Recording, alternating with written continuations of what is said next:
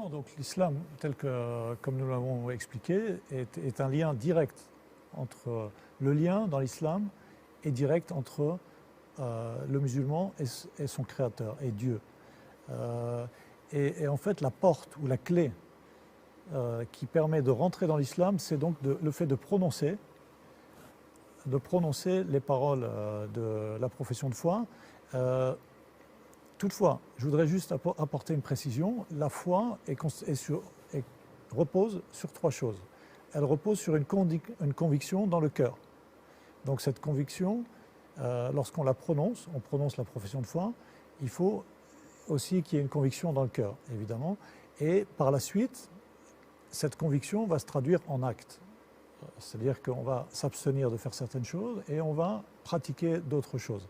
Néanmoins, effectivement, la beauté et la simplicité de l'islam, c'est qu'on rentre en fait en prononçant la profession de foi. Et cette profession de foi, donc c'est Ashhadu an la ilaha illallah wa ashhadu anna Muhammadan Rasulullah.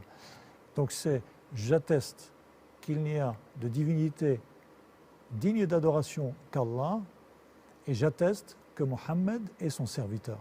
Donc il est son messager, il est son serviteur.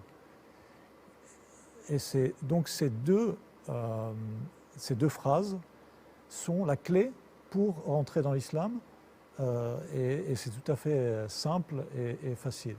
Bien entendu, il est recommandé de se renseigner, de savoir ce que cette parole signifie en actes et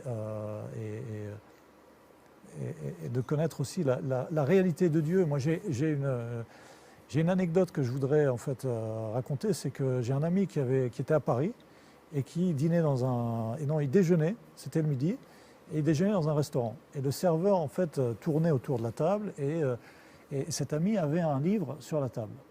Et à chaque fois que le serveur venait, en fait, il regardait les couvertures et mon ami a dit vas-y, lis prends ce livre-là. Le serveur a pris le livre et il a dit vous savez, je suis athée, je crois en rien. Je lui ai dit, prenez ce livre et lisez-le. Et ce livre-là, c'est un livre qui s'appelle Les 99 noms d'Allah. Et en fait, cette personne, une semaine après, donc mon ami lui a donné son téléphone, une semaine après, il a rappelé et il a dit, je ne connaissais pas Dieu. C'est d'une simplicité incroyable. Mais il a dit, je ne connaissais pas Dieu. Aujourd'hui, j'ai lu.